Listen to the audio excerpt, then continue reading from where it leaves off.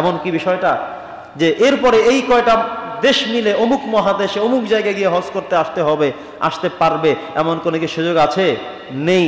বরং আল্লাহ বলেছেন ওয়ালিল্লাহি আলান নাসি হিজ্জুল বাইতি মান ইসতাতাআ ইলাইহি সাবিলা।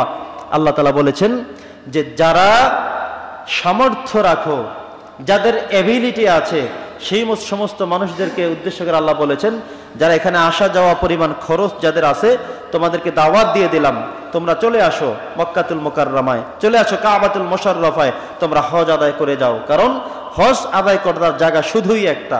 কয়টা জায়গা? আপনি নামাজ আদায় করেন, পৃথিবীতে অসংখ্য মসজিদ রয়েছে, ইচ্ছে করলে যে কোনো মসজিদ আপনি গিয়ে নামাজ আদায় করতে পারবেন, নো প্রবলেম, কোনো সমস্যা নেই। কিন্তু আপনি হজ আদায় করতে হলে জায়গা একটাই শুধুমাত্র জায়গা, সেটা কোনটা? কাবাতুল মুশাররফা, হারাম শরীফ। আপনাকে মক্কাতুল মুকাররমায় যেতে হবে, মদিনাতুল মুনাওয়ারা দেখে আসতে হবে। তো এই সকল কার্যক্রমগুলো সেখানে অবস্থিত। সেখানের কোনো কার্যক্রম এখানে বসে কোনো কাজ করা যাবে না। আমরা যেমন আজান হয়ে গেলে আমার বাড়ির পাশে যে কোনো মসজিদে নামাজ আদায় করতে পারি, যে কোনো দোকানে নামাজ আদায় করতে পারি, যে কোনো ঘরে যে কোনো জায়গায় যায় নামাজ বিছিয়ে, কাপড় বিছিয়ে, মুসল্লা বিছিয়ে, এমনিতে দাঁড়িয়ে নামাজ আদায় করতে পারি। কিন্তু মনে রাখতে হবে নামাজ যে কোনো জায়গায় আদায় করা যেতে পারে, কিন্তু হজ আদায় করার জায়গা শুধুমাত্র কয়টা? একটা। ওই জায়গায় যেতে হবে, এছাড়া আর কোনো জায়গা নেই। আল্লাহ সুবহানাহু ওয়া তাআলা হযরত ইব্রাহিম আলাইহিস সালাতু ওয়াস সালামকে কাবাতুল মুশাররফা নির্মাণ করতে বললেন।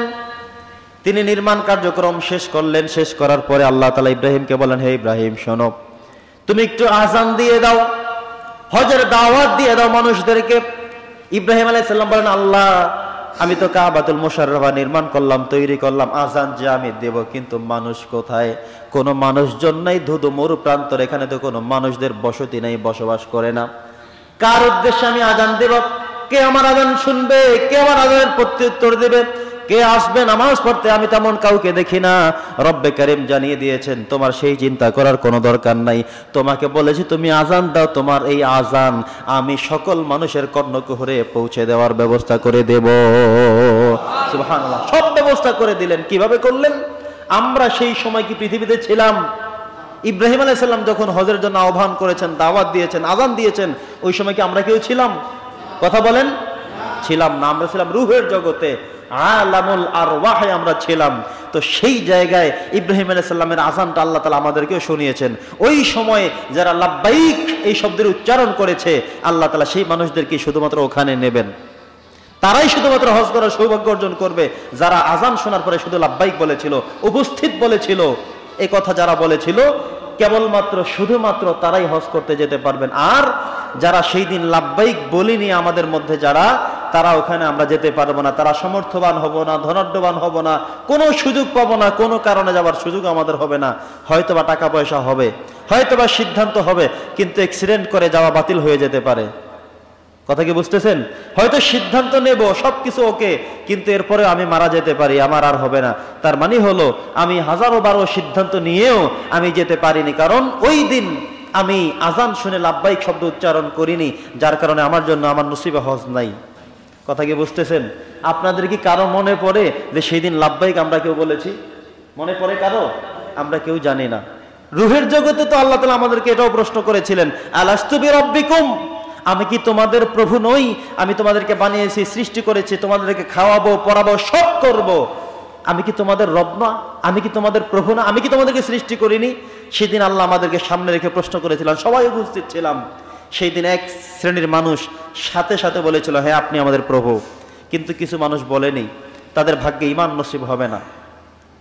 কিছু মানুষ সাথে সাথে আল্লাহকে বিশ্বাস করে নিয়েছে। রূহের জগতে আমরা সবাই মিলে বলেছিলাম কি? ক্বালু বালা, হ্যাঁ প্রভু আপনি আমাদের রব, আপনি আমাদের সৃষ্টিকর্তা। কিন্তু আজকে তো সেই কথা আমাদের মনে নাই। মনে আছে? কারো কি মনে পড়ে যে সেদিন আমরা হ্যাঁ বলেছিলাম? মনে নাই। ঠিক রূহের জগতে ইব্রাহিম আলাইহিস সালাম যে আযান দিয়েছিলেন, সে আযানের ধ্বনি, আযানের শব্দ, আযানের বাক্যগুলো আমার রব আমাদেরকে শ্রবণ করিয়েছেন, শুনিয়েছেন, কিন্তু সেটাও আমাদের মনে নেই। সেই দিন আমরা যারা লাব্বাইক সাউন্ড উচ্চারিত করেছিলাম, তারাই শুধুমাত্র হজ করতে যেতে পারবে। বন্ধুগণ আমার, জানি না আমরাও সেই দিন কে বলেছিলাম, আসলে বলতে পেরেছিলাম কিনা। যদি বলে থাকি তাহলে স্বাভাবিকভাবে সাধারণ মানুষ হজ করতে পারে না। হজ আদায় করতে হলে অবশ্যই ধনাঢ্যবান হওয়া লাগে, টাকা পয়সা থাকা লাগে। হজ আদায় করতে সিদ্ধান্ত দুইটা, একটা হলো শারীরিক সক্ষমতা লাগবে, দ্বিতীয়টা হলো অর্থনৈতিক সমর্থবান হওয়া লাগবে। যাওয়া আসার সব খরচও যেমন দিতে হবে, আপনার শরীরের সক্ষমতা দিয়ে সকল কার্যক্রম করতে হবে। ওখানে গিয়ে তো আর চেয়ারে বসে নামাজ পড়তে পারবেন না, কাজ হবে? ওখানে লাঠি নিয়ে দৌড়াদৌড়ি করা যাবে?